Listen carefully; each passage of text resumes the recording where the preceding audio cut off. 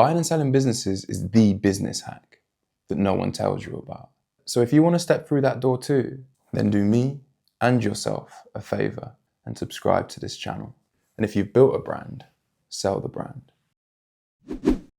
This is the Brand Exit Podcast, where we guide brand builders through the M&A industry. If you want to receive the full value of your life's work, you're going to need a team of specialists. We cover brand value. To meet the rest of your team, the best place to do it is in person at the Acquisition Collective event. That's where we'll be, and we'll see you there.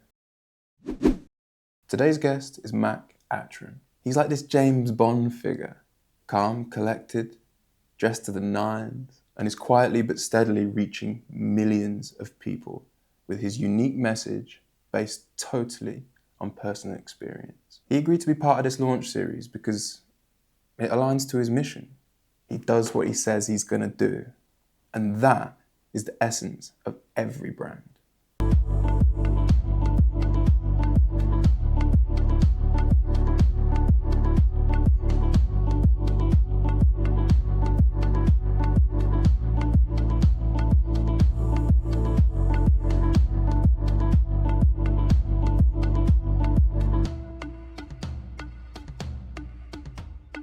Founders, you build the ship, they rise with it, they fall with it, and they go down with it. An entrepreneur understands that they need to own the fleet.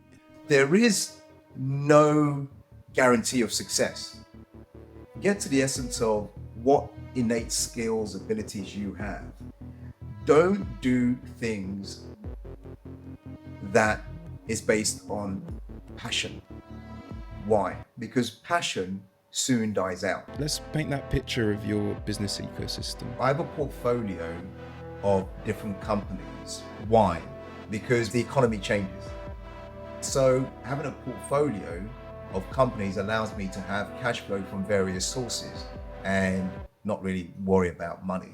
What part does brand play throughout your portfolio? In the last 10 years alone, I've trained and coached over 200,000 people in over 50 countries. I've spent many years building my personal brand. If you think about Elon Musk, he stood on stage and sold almost $1 billion worth of the Tesla 3, I think it was, in a 30-minute presentation. Are you kidding me? No car company has ever done that before. Why? Because Elon had a brand. Strategy changed your life. What sparked that realization? Strategy supersedes tactics. How are we going to create awareness in a noisy marketplace? Once I learned that marketing strategy allowed an influx of clients on an ongoing basis. You'll notice that I don't just talk it, I actually live it. The number one skill above anything else in business, if you look at some of the greatest and most visionary business leaders, they have the ability to do this one thing that changes everything. And that thing is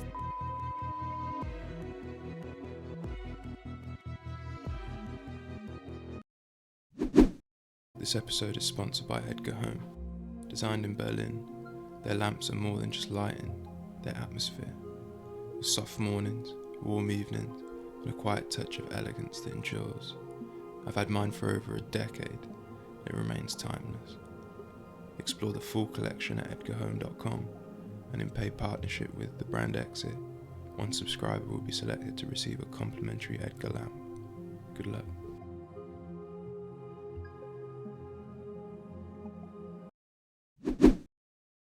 We met at an M&A conference. That's not necessarily what you're known for. no. So why were you there? Why was I at the Mergers and Acquisitions conference? Yeah, I remember meeting you. It was very, very brief, but we had a good chat in just a few minutes. I was there. I was invited by my M&A coach, mentor. He said, "Come along."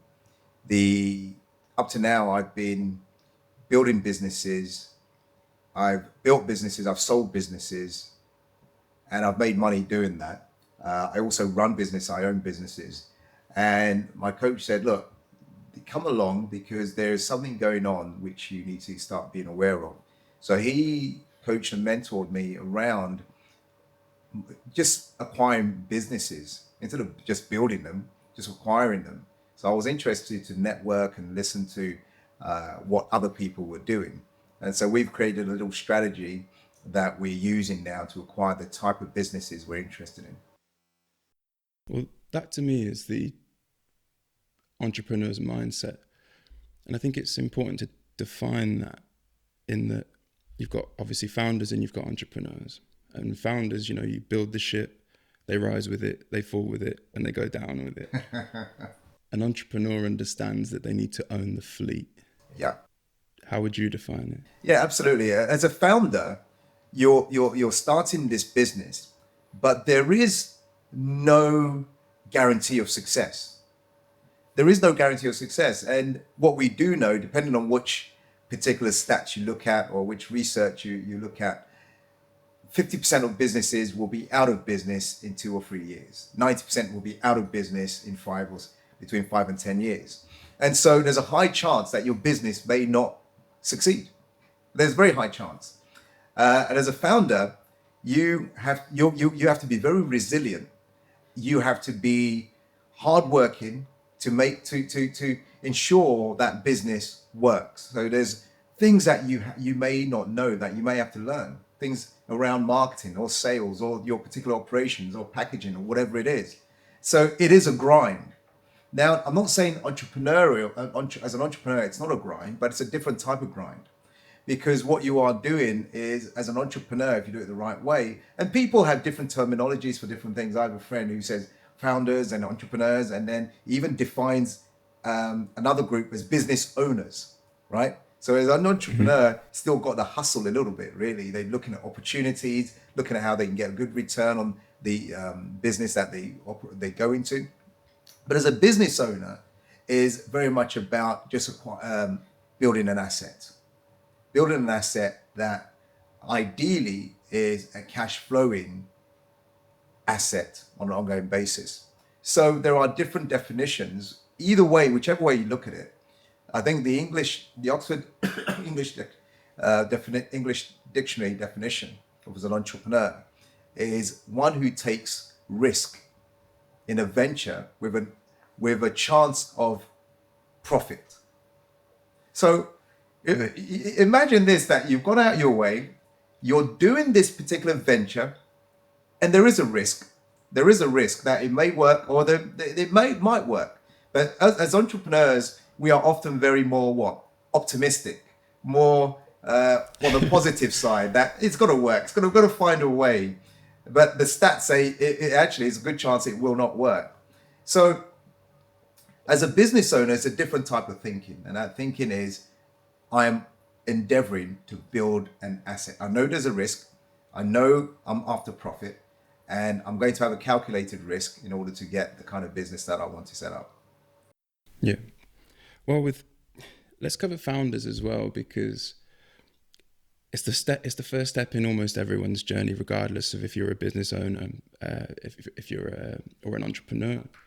And so how would you suggest someone finds their passion and converts that into a business? Wow, it's a great question, Steve. Let me talk from my own experience. I started my first business about 26 years ago. It was a small IT company. And what had happened was I was fed up working in corporate environments, fed up, and I wanted to do my own thing. So I set up this little company, and we were doing web design, e-commerce, sites, that kind of stuff. And why did I set it up? I set it up because I was thinking, what business should I was fed up working for other people. What business should I get into? I did all the research, and the trend was all IT. This was the dot-com era, and everything was web, and so it was new. So I thought, let me jump into that. I'm going to make money. I'm going to make so much money in this. After a couple of years, my business partners had cheated on me. I found myself heavily in debt, over 100 grand, and struggling.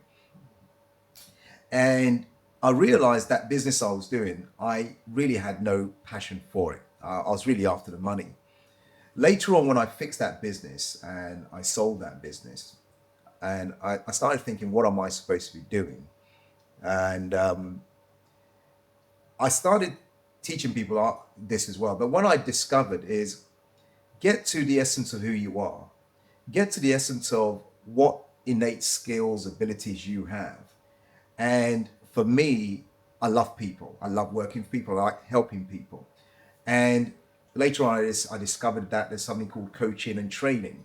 So I started helping people through that and helping other business owners to grow. So my mission became clear for me, which was very much for the rest of my life to inspire, educate, and empower people to live a life of joy, courage, passion, and purpose. And the kind of group of the people I like to work with are small business owners and helping them to really create the kind of business they want and the freedom they want. And now let me get back to your question. So what I teach people now is don't do things that is based on passion. Why? Don't start a business based on passion. Why? Because passion soon dies out. But couple it, if you're going to build a business, see if you can couple it with purpose. In other words, what can I do that brings meaning to me, makes an impact to other people, that even if I'm not getting paid in the short term, I'll do it anyway. And let me learn how to market that, sell that, so I actually make money from my purpose, backed up through for passion. So when I say purpose, we all have, I believe we all have some kind of genius within us. We all have innate skills, abilities that we've learned or just comes natural, some things that you can do better than other people. But the second part of that is how do we then turn that into a business? I have a whole process of helping people turn their purpose into profit. We have a whole program on that. And so to answer your question, take time. And this is not easy to do because you can. And so what I say, a lot of people say, do what you love. Do what you love. Do what you love. But sometimes doing what you love doesn't bring the money. So I flip it and say, love what you do. Love what you do. So if you have always loved playing football, which they call soccer in America, if you always loved playing football, and somehow at the age of 16, 18, 19, 20, you're recruited by a top class football club, but you always loved playing football, whether you was recruited by a top flight football club or not, you're still playing football. You meet your mates Sunday league and you play football. But now someone wants to pay you hundreds of thousands a week for you to kick the ball. Do you think you're going to love football a bit more? Yeah. So I say to, if it's knitting, whether it's art or whatever, fall in love what you do rather than, not do what you love, but create something that you love doing every single day. Then it doesn't become a chore. That's why I say, make it purposeful, backed by passion. And the reason why you want purpose there is this. Passion soon dies. But when passion, sometimes you come across something and you get excited about this. I can't wait to do this. And like you're doing your podcast and it's exciting because you've got to figure this out and how this goes together and do this. It's exciting. But what happens when it's not exciting anymore? But your impact, Stephen, is to influence and to make an impact to not thousands of people, but hundreds of thousands of people, millions of people. Then suddenly, I don't feel passionate about this anymore. But then millions of people are waiting because they keep sending messages saying, when is the next episode? When is the next episode? That reminds you, I'm supposed to be doing this, and then go and do it. It reminds me of two quotes. So, yeah, you learn pretty quickly when you actually think about the question. It's not about your passion. It's often what you're best at. And there's a Scott Galloway quote. So he says, don't follow your passion, follow what you're best at. And the people that tell you to follow your passion made their money in iron ore smelting. Wow, right, yeah, totally. And then there's another one on the other end, who's Seth Godin, who said, don't do your passion, be passionate about what you do, which is effectively exactly the same tone as what you've been saying. Absolutely. And I suppose you're a coach. I'm a founder at the moment, but definitely with that entrepreneurial mindset and the business behind the Brand Exit podcast is the Brand Exit itself. And the reason I was at that M&A conference was that I realized there's 2 points. So sell the dream. And with M&A, what you're doing is you're putting a full stop on the end of your business journey to a point. You've taken that this far, and now you can go wherever the fuck you want to go from there. Do you see what I mean? Yeah. And so that's a real dream. That's the ROI on the business itself. And that's why I differentiate between founders and entrepreneurs, is that founders may not let it go. It's their identity. It's not an asset. Entrepreneurs understand, going back to the own the fleet thing, you need multiple, and therefore you can't really necessarily own 100% of all of them all the time. You have to have that disconnect. You have to be a personal brand in that. And so when I first started my first businesses, I just realized they just didn't have legs. I was passionate about the branding side of things. I was wanting to be around creatives. I was wanting to connect with business owners, but not drop them in the sense of forget about them. There was nothing else on my mind until the light switched. I remember being in this room, going down to Amelia and going, "This is it." Do you see what I mean? Right. That light bulb moment. That light bulb moment. And so as you're an entrepreneur, let's paint that picture of your business ecosystem. Of my ecosystem as an entrepreneur. So I'm an entrepreneur, investor, and educator. And so the educator side comes from my willingness, my mission-driven thoughts to make a difference. So as I said, my mission is to inspire, educate, and empower people to live a life of joy, courage, passion, and purpose. Now that came from me struggling in business first of all, then getting help and support for me to eventually turn that business around. Then I started thinking, how many other people need help and support like that? How many other small business owners need help? And remember this, that right now, small business owners account for 99% of all businesses in the private sector. 99% small business owners. In other words, that's approximately just over 5 million small business owners in the UK. Now, this means that these businesses are employing between 0 and less than 50 people in the organization. And also in the UK economy accounts for 60% of the employment, right? So this is not a small sector. So for me helping them, I have an education company focused on helping small business owners. That's part of one of my portfolio. I have a real estate property. I have 3 different real estate property businesses. One is a real estate development company. That company builds houses and apartments here in London. We have an estate agency that finds tenants and houses them. So we have these businesses. We have a marketing company, and that marketing company is a digital marketing company helping people to build their brand online, their profile online, and turn that into business. And recently, I invested in an AI SaaS-driven education company for specifically dealing with students. And this is going to be a multi-million pound, if not $1 billion valuation in the next few years. And some of the other companies I own, but I don't operate, they're companies in the accounting sector. So I have a portfolio of different companies. Why? And they're not in the same arena, because what I know as being an entrepreneur and an investor in the last few years, in the 26 years, is the economy changes.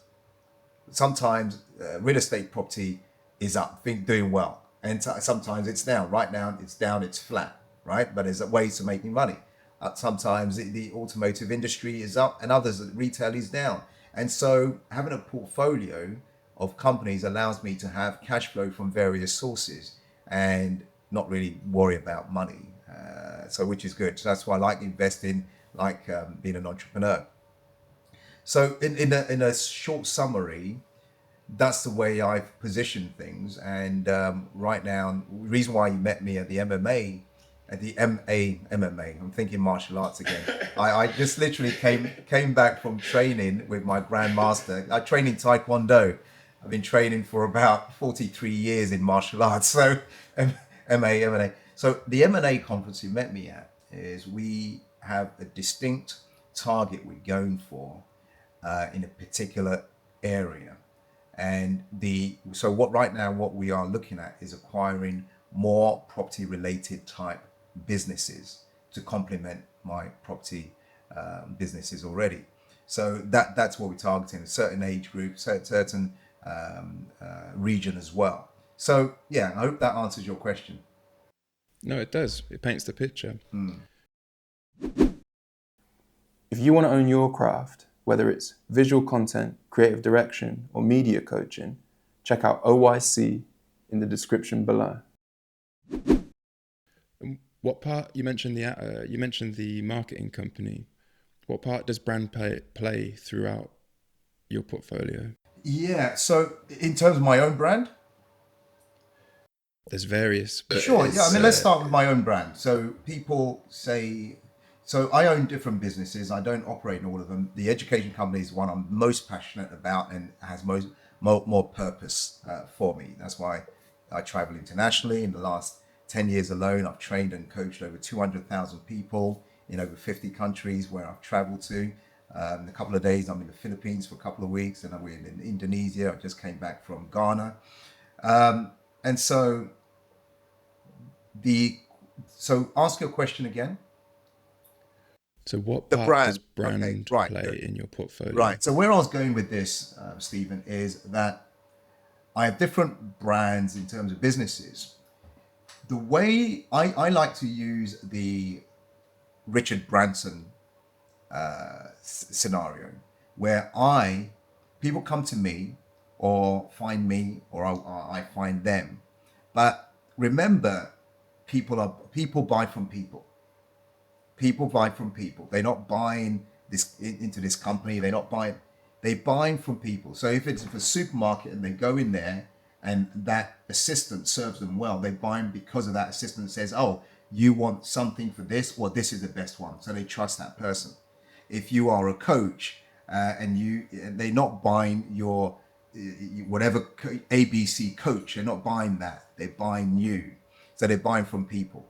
And so this Richard Branson scenario is he is a brand, but by people approaching him, he directs them into the various companies. And so my profile is very much people buy into me and I build that brand. I've spent many years building my personal brand, and people buy into me, and depending on what they want and what we either joint venturing on something, we're partnering on something, or they want help in coaching and be directed to my coaching company. They want to invest with us in real estate. I direct them there. So I think when you start your business, if you spend a lot of money on branding, on your own personal branding, I think that's a good thing. Spending money on the business branding is a good thing, but it's not guaranteed. What is best? What's the best thing you can do is really brand yourself. People get to trust you. You have a lot more credibility, and then you can direct them into, with that credibility, direct them into the particular thing you want to work with them on, or they're buying for you. So the brand is not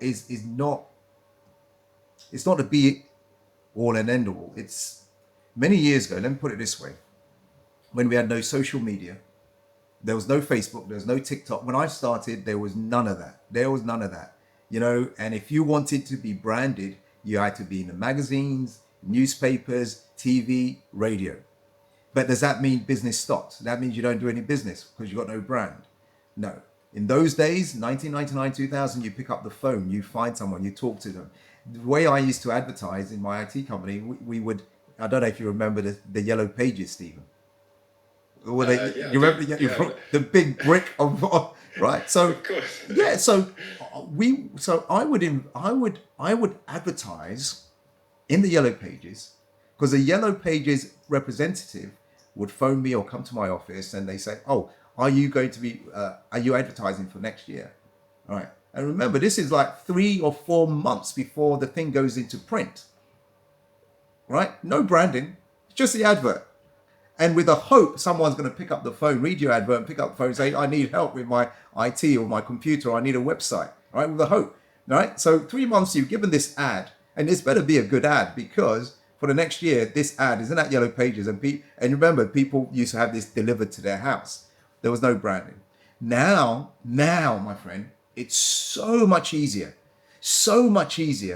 for people to buy into you, and then you direct them into your business. And if you're not using that opportunity now, where a lot of it is for free and you can do this organically, right? So if you have an expertise, start talking about that expertise. If you have a product or a service that is different from others, start talking about that product or service. And some people won't do it because they don't want to show their face. Well, in this day and age, you don't have to show your face, but you can still build a brand of the product. But the best thing you can do is get people to trust you, understand you have credibility, and give them some social proof, and then lead them to what you want to buy. So if you think about Elon Musk, people know Elon Musk historically from PayPal, then Tesla, SpaceX. But when he was a programmer back in the day, when he was starting and then selling these small programs, he didn't have no brand. There was no brand. But now, if you remember 5 or 6 years ago, when he stood on stage and sold, I think almost $1 billion worth of the Tesla 3, I think it was, in a 30-minute presentation. Are you kidding me? No car company has ever done that before. But why was he able to do that? Why wasn't the CEO of Chrysler able to do that? Why wasn't the CEO of Toyota not able to do that? Why? Because Elon had a brand. People trusted it. The Tesla, the other things before that. So I think it's important. Years ago, I would say it wasn't so important, but now, it's so easy. Now, it's I think it's essential. Yeah, it's that balance, isn't it? They're not mutually exclusive, the personal and the business. And I suppose what you're saying is that at the start, focus on the personal. But what about when someone is, let's say the company that you're looking to acquire and it's super founder-led, would you still want to buy that if they were leaving that company? If I thought it was a good brand and it is great return on investment, and the companies that I have bought or got into, is some of although the founders there, we agree with them for them to stay for a period of time. Now, if the whole business was the face of the founder, and the whole thing needed the founder's face in order to exist, then that might not be a good investment for me. But if it was a standalone and it could exist without the founder's face, and we can do it differently, then great. If I can find a way to another way to look at it, if it's going to give you a good return on investment, it's a good asset, could I give the founder commission payments or royalty payments to use for them to still be the face, but not be as active, so that it can still drive results through marketing, results through marketing in terms of awareness and nurturing, and then our salespeople can close them. So it really depends on the situation. Ideally, I don't want to necessarily acquire a company that really heavily relied on the founder to operate, to exist, and to make money. Yeah, that's the beauty of this industry, isn't it? The M&A industry is that it's creative deal structure. Yeah. It's a beautiful thing. If you can just work with, like you said, the people, if two brands can come, personal brands can come together and work out what needs to happen between you both, then it's a win-win. So strategy, you've said that strategy changed your life. What sparked you that realization? Yeah, strategy changed my life in the sense that I think three things changed my life. One was strategy, one was understanding systems, and then the other one was about mentorship. So when I was struggling in my first business and things weren't going right, I was firefighting every day. My team would get up to things they shouldn't be getting up to. I had no real strategy around marketing, no real strategy about, or no real systems around how I employed the right people, developed the right people. I had no process around our marketing, our sales, our operations. Every day was just, we'll get together and we just make it happen, make it happen, make it happen.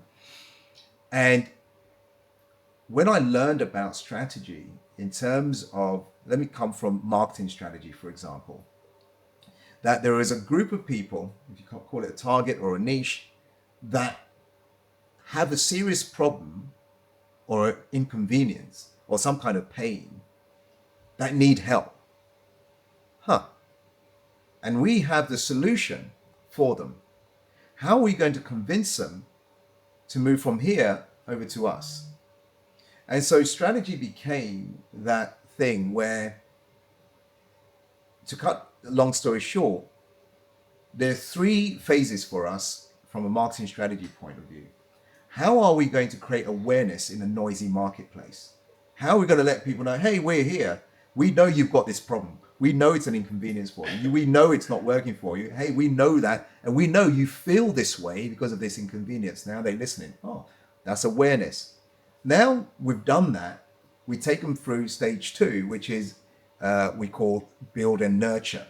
So we build and nurture them, and we give them information, things of value, whether it's videos or whether it's emails or whatever it is, but we're giving them value, value, value. So much so, at some point I go, this pain is too much, this problem is too much. You seem to have the kind of answers I'm looking for. Oh, we invite them to have a conversation with us. We invite us to come and learn more how we can help you to overcome your problem. And we call that the conversion. So that's our ABC strategy. So from creating awareness to building and nurturing, and then conversion or closing. And so once I learned that, the whole marketing and sales process became much easier. That marketing strategy that I learned allowed an influx of clients on an ongoing basis, and then using our systems around operations to make sure they become raving fans and close them on an ongoing basis. So, and help them above all. Everything I do is purpose driven, not just to take money off people, but actually give them real solutions, a real service, and help them to overcome whatever they're going through, whether it's in real estate or whether it's in education or in our digital marketing or whatever it is. It's the same thing. So strategy, for me, supersedes tactics. And every day people are doing their tactics and they hear the latest thing. Oh, this guru said Facebook is the new thing. You should do this and you should do 100 videos a day. And okay, what is the strategy here? Where are we going? So I hope that makes sense. Yeah, what's your North Star? That's what it's all about. And like you've touched on why tactics are quite fragile. They change so often, but are you still going in the same direction, in the right direction? Correct. And speaking of that, I did actually go back about 13 years on your YouTube channel. Really? Oh no. Oh no. And don't worry, we're in the same point. I'm still working it out as well. But I do that because I love to understand people's journeys, just whether it's for inspiration or what we do with exit strategies is we monetize that type of thing. And so what would you say to yourself? What did you do to Scummer, by the way? I haven't gone that back far, but I'm sure if I did, I'll think, ooh, what's going on here? I think maybe the message is the same, but it was just a recording of you speaking at a conference. That's your first one. The next ones are a series of illustrated descriptions of what someone should do to try and build their business. Right. You've got surviving, thriving, driving, and there's a fourth one, but I can't remember. Yeah. So and yeah. I know what you mean. Yeah, I know that one. I know the video you're talking about. Yes. The reason I mention it is that the difference is that you've got this progressional improvement on the media itself, and if there's one key differentiator, you might have all the content, but you might not have the communication. And through social media and the modern world, media is that communication style. And so that's been a journey that I've seen you go on. So yeah, it's been it comes back down to strategy, doesn't it? It does. In the early days of social media and YouTube, do I sit back and watch what's going on? And is it comfortable for me to jump on a video to do a video? It's not comfortable. Is it comfortable for me to talk about my life and business? And no, I'm a quiet guy. I'm more introverted than extrovert. People listen to me speak and they think, oh, you must be very extroverted. No, I am driven by my purpose and by my mission. And because of my purpose and my mission, I do things that ordinarily I probably think if I had to, if I didn't have to, I wouldn't do it. But if we look at, like you said, we look at the strategy, and the strategy says, oh, this is how we're going to create awareness. Well, in the old days, how did I create awareness? Well, we put an advert in the yellow pages and we waited. Or another level, we would join an exhibition and we will have a stand at the exhibition making noise, and people will create awareness there. But with this technology of social media and video and YouTube and Vimeo and all this, it's leveled the playing field. And so your success is only limited by how creative you can get. There are 18-year-olds, 19-year-olds, 20-year-olds making millions through social media, whether it's through endorsements or followers or whatever it is, sponsorships. They're making a lot of money. So the medium is there, the vehicle is there. Use it strategically to create the results you want. Yeah, the Yellow Pages story reminds me of where the branding journey's gone from and is now at. So before it was, and it's almost got a bad reputation because it was notorious for putting a facade on a mediocre product.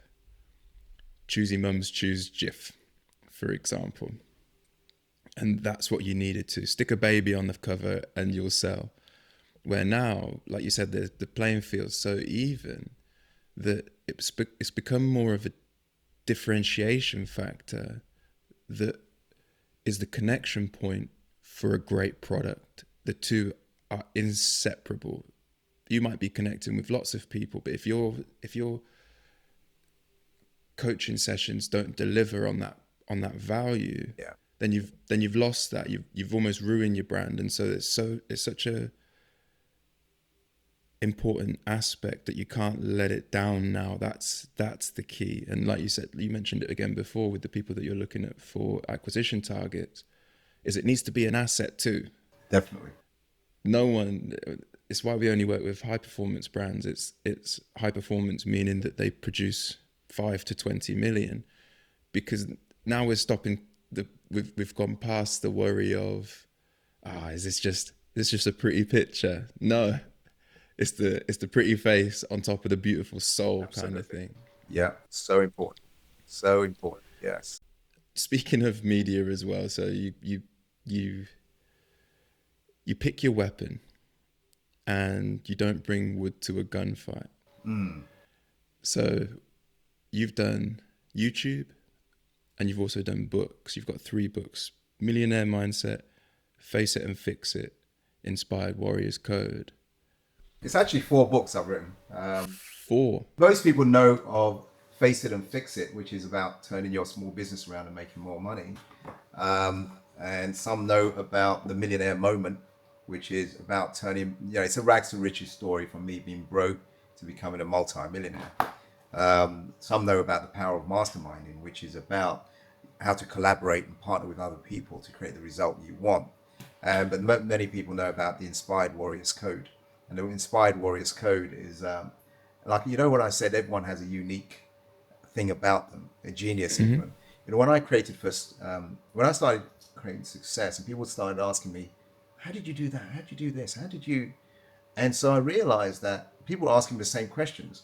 So I just wrote it all in the book, 7 universal principles to achieving your unique greatness. Because everyone's unique, and you shouldn't be comparing yourself to anybody else. You are you, all right? So those are the 4 books I've written. And in going down the line of your question, is there is media out there, and in the last 15 years or so, from a strategic point of view, what medium can I use to get my message out there? So the reason why I write books, the reason why I do podcasts, the reason why I do videos is, one, is about credibility. You see, there's something called the authority triangle. And the authority triangle says if you want to win more business, or if you want to be seen as an expert, then you need to show the credibility. What makes you credible? What makes me credible is I don't only teach and train and coach people in business. I do business. I'm an entrepreneur, not someone who's just learned about coaching and coaching you in business. I'm an entrepreneur. I've got that credibility for 26 years. I didn't start 2 weeks ago. I didn't start 2 years ago. 26 years of building businesses, selling businesses, making money, losing money. So it's the credibility points, the books, the podcasts, the social media channels. I'm always giving value. The second thing is in the authority triangle is social proof. So I've got hundreds of testimonials from clients who say they were here, now they're here. Who say, this is where I was, this is what the results I've got, and it's working, right? And the third point in the authority triangle is that you are authentic and you're doing it. When people, like, you searched me 13 years ago, like if you just saw, if I say I've been helping people for years and you only came across my content going back 18 months, you could think, is that real? Have you really been coaching people? But 13 years just stuns me. I remember when first Facebook came out. So I would have jumped on Facebook. And I remember one of the earliest pictures I posted was me holding my 3rd child in my hands with my 2 other children and my wife sitting next to me. The reason why I remember that is because someone sent it to me recently, and I look at this picture. My son's 18 now. My youngest is 18 now and started university last month. So I'm thinking, if they just sent that to me and I look at my son, that was 18 years ago. And Facebook must have been going a few years before I jumped on it. My eldest daughter is 24. So when people research me, you'll notice that I don't just talk it, I actually live it. And I've lived it for years. It's the transfer of value, isn't it, really? It's the ability to speak through another medium that books, you can't replace them, mate. It's a legacy. Yeah. Different. Although you've obviously got a page that lasts forever, and everyone knows that the internet's notorious for someone can dig something up from way back when. Books outlive That's right. the future for longer than what people can consider, actually. Yeah. And the reason why I started writing books as well is because it's part of my mission. My mission is to inspire, educate, and empower people. I used to sit down and think, okay, how am I going to do that? How am I going to do that? Right? And when Stephen contacts a company or says, "Hey, Mac, can we do a podcast?" Does that fit my mission? Yeah, it does. Educate, inspire, empower people. Right, let's jump on. Let's see if it makes a difference to you. So for me, I'm always my North Star, as you mentioned earlier on, is going back to that mission. Why am I doing this? Is this important? Does it make a difference? Does it add any value? Is it strategically aligned? And I think when you spoke to my colleague Tom, he's researching whether this is going to add value to anyone at all. And he says, yeah, go for it. Yeah, we got on well, me and Tom. Yeah, it's a great guy. It's a great guy. That's why he's on my team. Yeah. Yeah. Let's do a little section on, so I've told you a little bit about me that past when we first met. What would you say are the 3 simple steps that I should take personally as my next steps? Yeah, I mean, so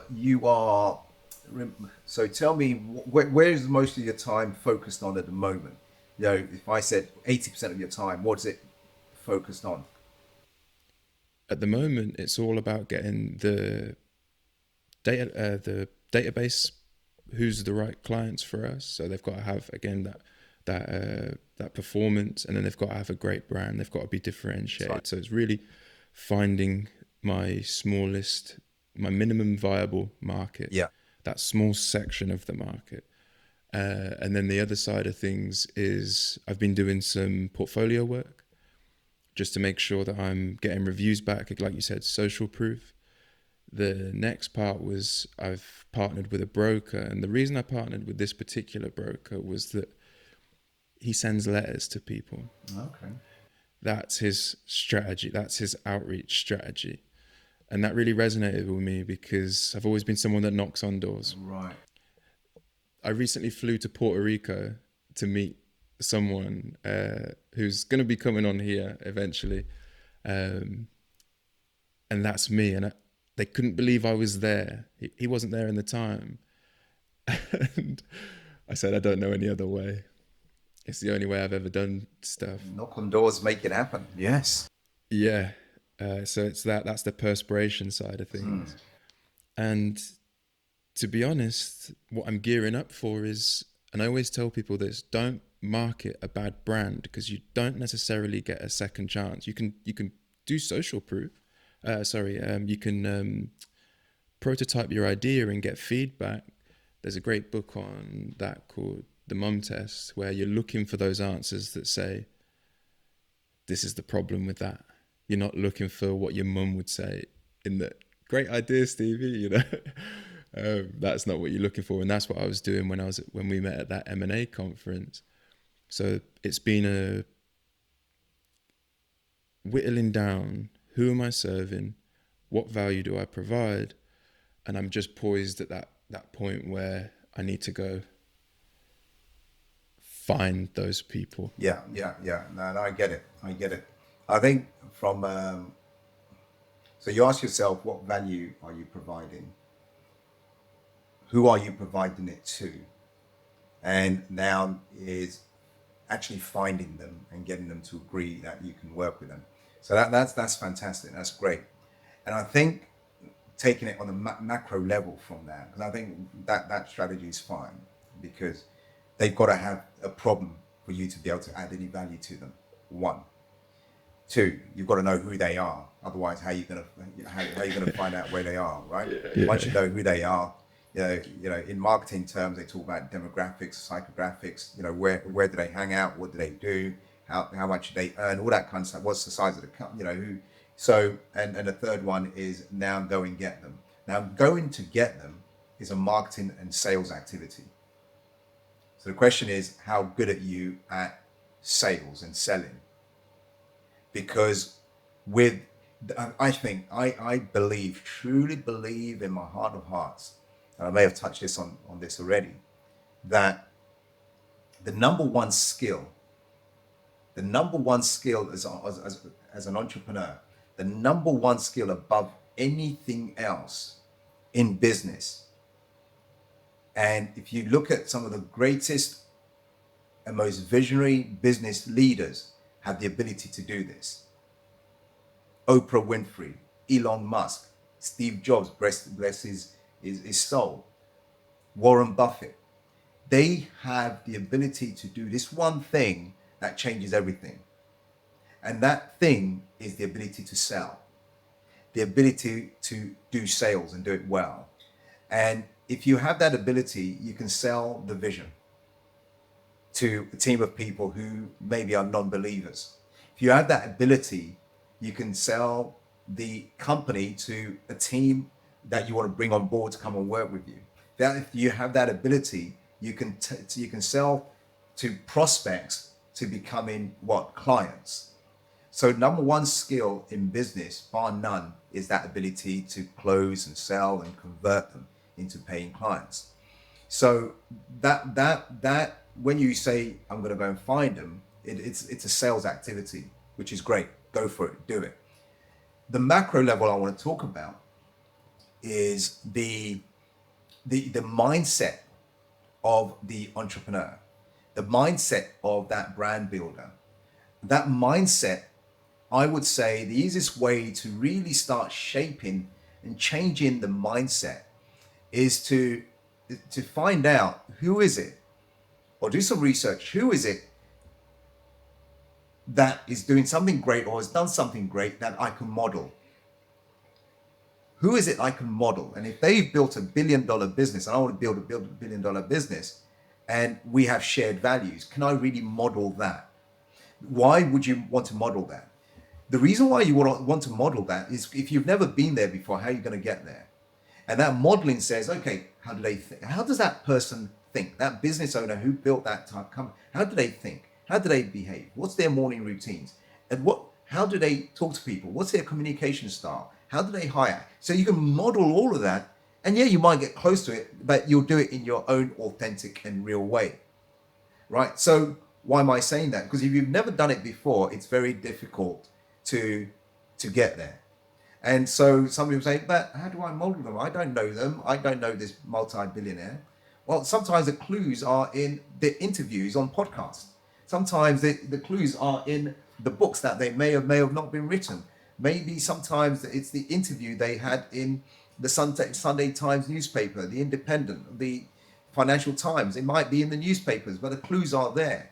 That you can study it and say, okay, if I can behave that way, there's a good chance I will succeed. Now, some people, the reason I'm saying that, some people are not disciplined and they have habits that don't lend to creating the result or the outcome they want. So if you want to build that type of business, that type of brand, or become that type of investor, and you know the person you're modeling is up at 5:30 a.m. doing their workout, doing some kind of meditation, setting up their morning routine, planning their day, strategizing their day before they have any meetings. And when they do it this way. So if you can model that and that's working for them, there's a good chance it might work for you as well. So that's what I'll say, that macro level of changing behavior, changing mindset, and it's for the betterment of the result you want. It's funny you say that, because literally just this weekend past, the way I like to do things is I like to have my idea and I don't research competition. I don't look into other people first, just because that's my zone. I'm trying to work this out as a pioneer, if I can say it like that. And then I'll find the model. And I was on Vimeo, and there's a company called Interbrand, and the founder it was a 50-year anniversary. So it wasn't a podcast, it was like a internal conference, and the owner, the founder, told the story. Again, I ran downstairs to Amelia, my fiance. I was like, aha moment. This is exactly the same. I mean, each of those trials that he went through to prove the value of brand in M&A, they were exactly the same, and down to the services and the reason for the services. And that I'm going there this week, and I'm going to knock on their door. I'm going to go say, look, I don't know, I need to talk to you. You see, what you've just done there is genius. Why? You've done something that most entrepreneurs, when they are just being tactical and firefighting, never take the time to have what I call stillness and thinking time. And what you said, in my stillness and thinking time, while I'm trying to figure it out, and my creative juices are working, and I've come up with this. And then later on, I'll come across this, which substantiated what I was already thinking. I must be on the right path. Now I know which door to knock on. Now I know who's going to help me. Now I have that energy and that certainty that I need to talk to you. And that energy, when you approach them, it's like, there's something around this guy. There's something going on here. It's like when we first met, all right? And I'm thinking, I don't know this guy, but we're getting into this conversation. And I'm thinking, I need to walk off. And I think I had to go and do a conference call or something. I can't remember. I had to go and do something. But we're still in this conversation. So there's some energy going on. It's like, why are we talking again? All right, we're at the same event, but we're talking. And suddenly it's led us to, you've done research on me. It's led us to having this conversation and inspiring people to listen. Energy. Yeah. I suppose I've always been in sales. Well, my business journey on the way too. So I went to study design in Melbourne. So my passion is art, but always knew with each sector of education that art wasn't going to pay the bills. This is your passion.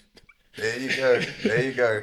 Of photography, and ended up going from really art driven, as in foundation degree in art and design, to moving to Leeds, Beckett, to do product design, to Melbourne to do industrial design. Okay. And on the plane to Melbourne, I wasn't the best student, as you. I think that's a typical story as well.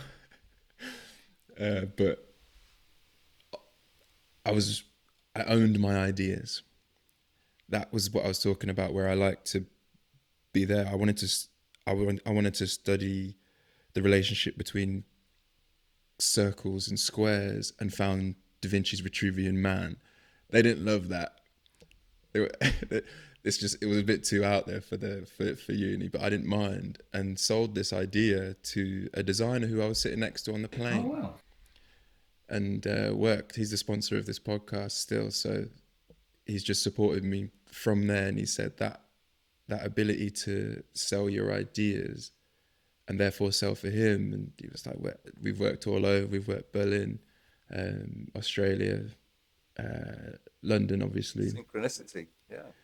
Yeah, and it's always, that's been the thing that's carried me through. However, on the same vein, I've also got more mature in thinking, right, it's not about what I'm trying to sell. It's about the problems that you're trying to solve, because brands are underrepresented in M&A. I saw that, the mum test again, when you're in the M&A room and you're the only person talking about brand. It's a good thing. It's not comfortable, but it's a good thing. It means that someone there is underserved, because there's a thing at the moment called the Great Wealth Transfer. Have you heard of the Great Wealth Transfer? I've heard of it. No, but yeah, I've heard of it. I haven't done much research. So all it is that it's a fact that the boomers are called the boomers because the population boomed. Yes. Back in the day. Yeah. And back in the day was where a lot of businesses, there was almost like a vacuum. Yeah. Because of that. And so what they are is they're that kind of 60 to 70 range. The baby boom. Yeah, absolutely. Yeah. So I know what you mean by the wealth transfer. Yeah, just different terminology. Yeah. Yeah. But what about the next transfer? Mm-hmm. Do you see what I'm saying? Like they built profitable and boring businesses. They're not really that focused on it. And what I found in those conference rooms is there's a more mature audience there. But what about the next transfer? The brand builders, the X's, the millennials, the from you to me to the 20-year-old that you mentioned. That's the next wave. Do you know where I think the next wealth transfer is going to be? I the what we had, what if you think about uh, technology, and when we talk about technology from a business point of view, an investment point of view, many years ago, maybe in the 1700s, we had the printing press, and that printing press kind of democratized knowledge, and so people could now, because before the printing press, who had the knowledge? Well, it was the royalty, it was the elite, it was the squires who had. Then now with the advent of the printing press, people could read the Bible, they could read this, they could read that. At some point, that technology moved to radio. Now people could have thoughts, they could listen to voices from wherever.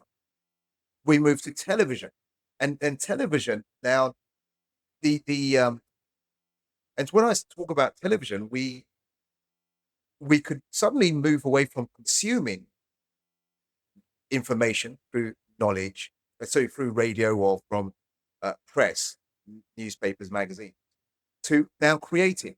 My dad, when we were younger, I mean, I remember my dad used to have this big camcorder thing.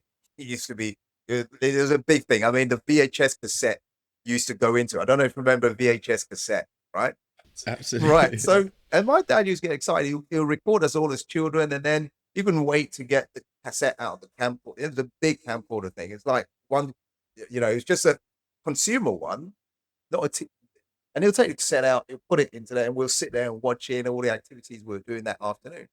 And so we moved from being just consuming information to now creating it if we wanted to create information. And that was the advent of television.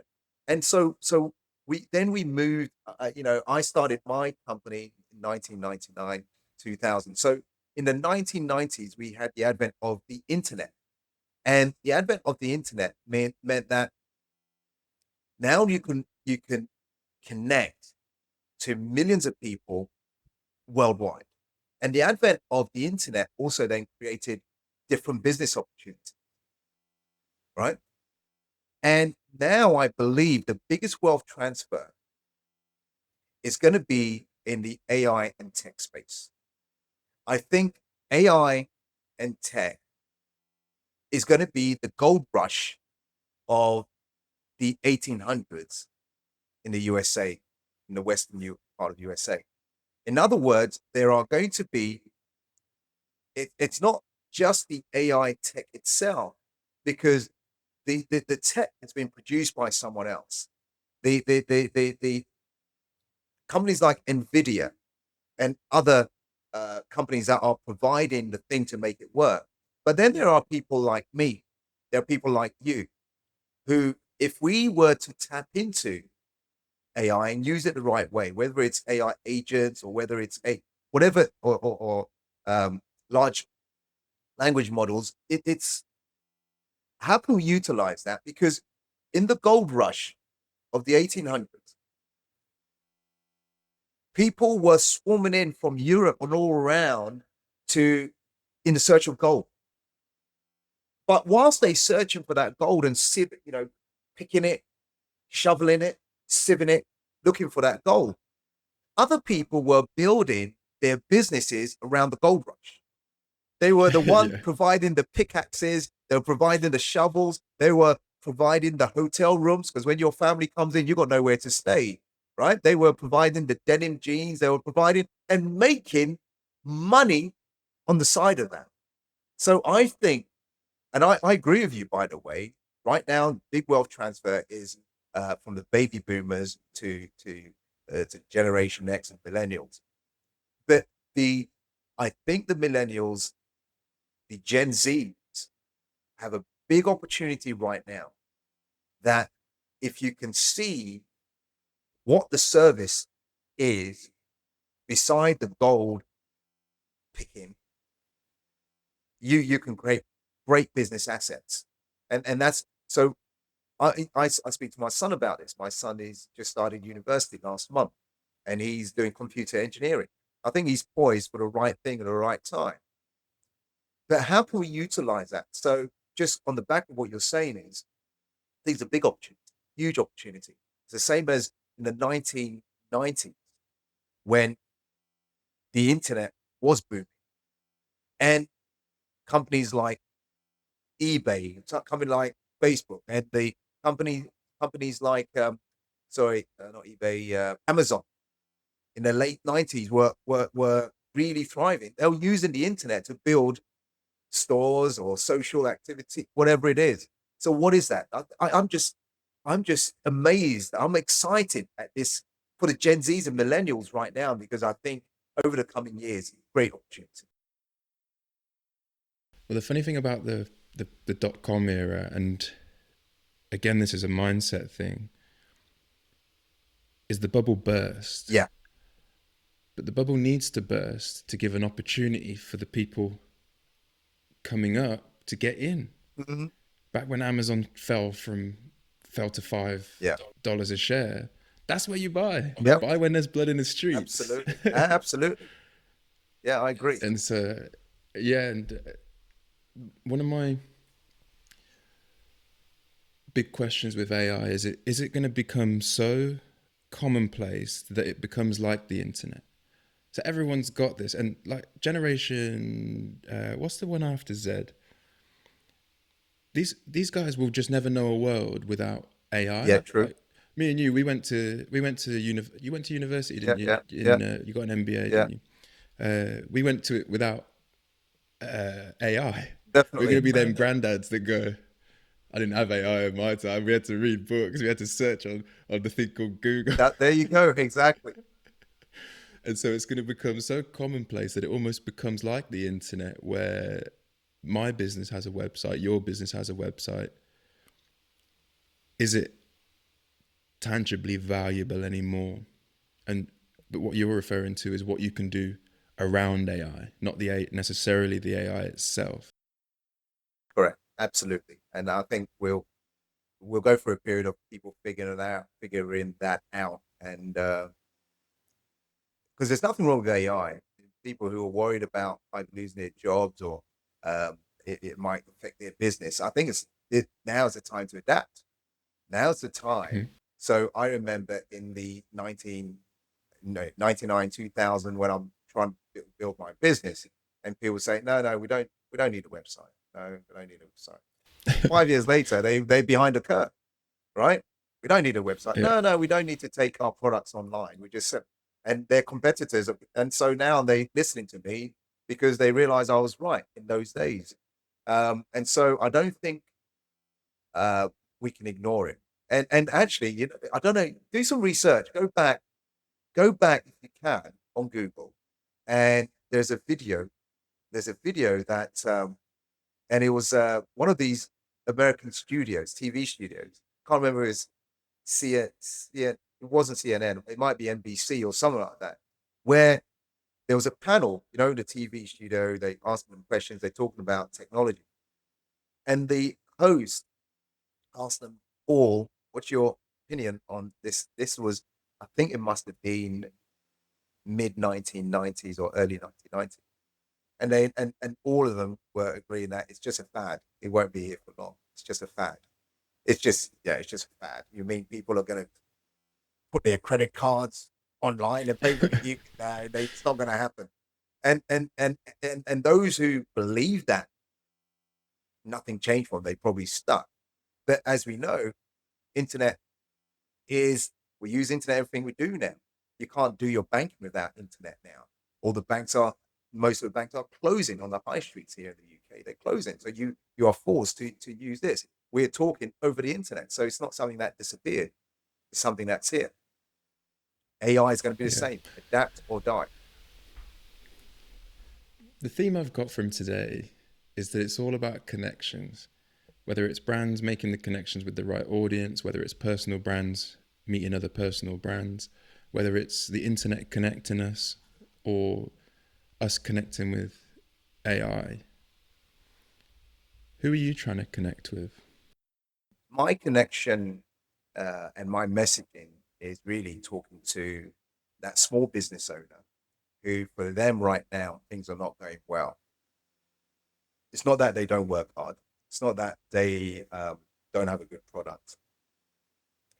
Sometimes it's just unfortunate circumstances. Something hasn't gone right, or sometimes they're holding themselves back. Sometimes they are overtaken by their self-limiting beliefs, or overtaken by the notion of imposter syndrome. So I'm speaking to them, and if you check my LinkedIn, my Facebook, my Instagram, my TikTok, the YouTube, really talking to them because I was that person. I did struggle in business. There was a time things weren't going well for me. There was a time where my wife wanted to leave because I was hardly at home working 19 hours a day. So I know what it's like to struggle. And I also know what it's like to create victory on the other side. You know, there are more business owners who fall into depression because the business is not working. There are business owners who head into divorce because the business is not working. There are business owners who unfortunately commit suicide because the business failed or failing. So my message is to them. I'm connecting to them because I'm giving them hope that we can turn things around. Things can be better for you. This is all a journey. You mentioned your family there. You mentioned other people's families there. Why are we doing this? What's next? And what's the end game for you? Thank you. Thank you for that question. Why am I doing this? I'm doing this because there was a time I struggled. And you obviously you when I answer my questions, it's usually more around my I call it my philosophy, my way of doing things, and the reason why I'm doing this is it's because of my mission. It's because when I was struggling, things weren't going well for me. I got some help. I turned things around, and I've made it my mission. I believe it's my God-given purpose and mission. I want to put it that way, to help others to do the same. And that's why I'm doing it. I'm doing it because of my mission and my purpose. And to quantify that, there was a time when many years ago, 10 years, 12 years ago, I I said that the vision for me looks like that I've trained and coached over 1 million people worldwide. That was the vision, to match the mission. And to date, it's now been that I've trained and coached over 200,000 people in over 50 countries that I have visited. I've physically been to those countries and trained thousands of people, hundreds of people, thousands of people at a time internationally. So have I hit 1 million yet? No. But then the other time I sat there and I thought, that's physically where I've been. Then I look at the podcast downloads and views. Then I look at the YouTube views. I look at TikTok, social media. Last month alone, across all my social media channels, we had over 5 million views on my content. So have I hit my vision yet? Who knows? But I know I'm on the right track. So when you say what's next for me, just keep doing what I'm doing, because that gives me fulfillment, joy. That number 5 million, it's hard to, we find it really difficult to interpret what that is. Wembley's, I think, 90,000 people. That's a capacity stadium in a potential World Cup final, and you've had 5 million people, and that's not to be underestimated. That is a massive impact. And I think that's where we finish up today, Mac. So much. Thank you. You've made just from this session, you've made a massive impact on me already. Right.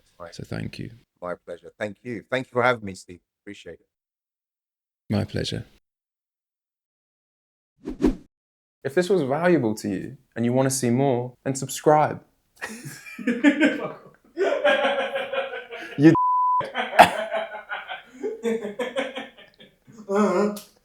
obviously. We can use that. Thank you for watching. Bam, right. This is Attitude. You want to see more? Go ahead and subscribe.